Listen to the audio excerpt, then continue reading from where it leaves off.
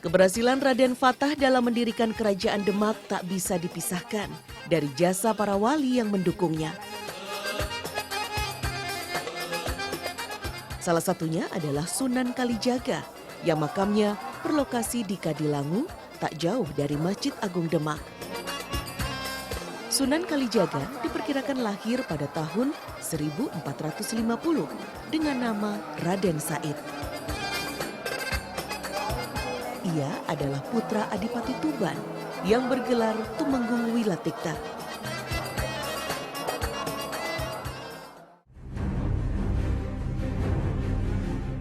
Konon semasa mudanya, Raden Said pernah menjadi perampok yang membagi-bagikan hasil rampasannya kepada orang miskin.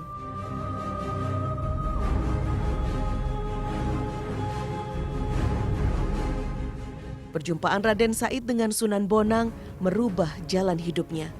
Ia kemudian lebih dikenal dengan sebutan Sunan Kalijaga.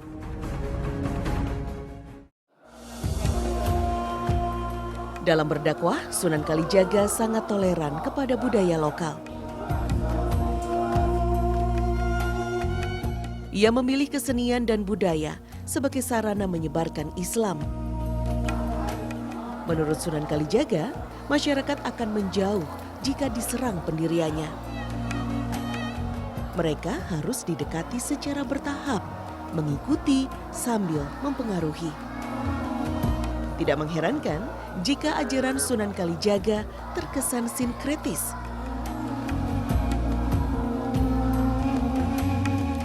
Ia menggunakan seni ukir, wayang, gamelan, serta seni suara yang disebut suluk sebagai sarana dakwah. Wajar kalau kemudian Sunan Kalijaga itu membawa nilai-nilai kearifan lokal kejawaannya itu sebagai strategi dakwah. Dan secara umum Sunan Kalijaga kan sebagai bagian dari Wali Songo, sehingga dalam konteks mentransmisikan Islam ya sesungguhnya menggunakan strategi-strategi yang disampaikan oleh para wali yang lain. Yang dalam filosofi Jawa dikenal Arab digarap, Jawa digawa. Jadi Islam yang datangnya itu adalah dari Arab atau dalam bahasa Arab, tetapi nilai-nilai keislaman yang awalnya itu menggunakan bahasa Arab bagaimana disampaikan dengan pendekatan budaya Jawa.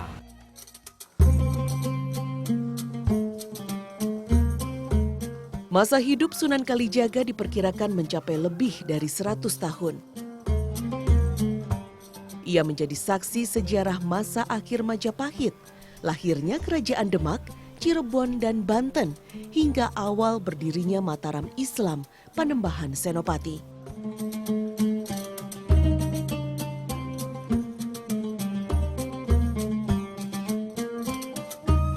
Ya Pak, mengapa Sunan Kalijaga membangun sebuah masjid padahal pada masa itu Masjid Demak sudah dibangun?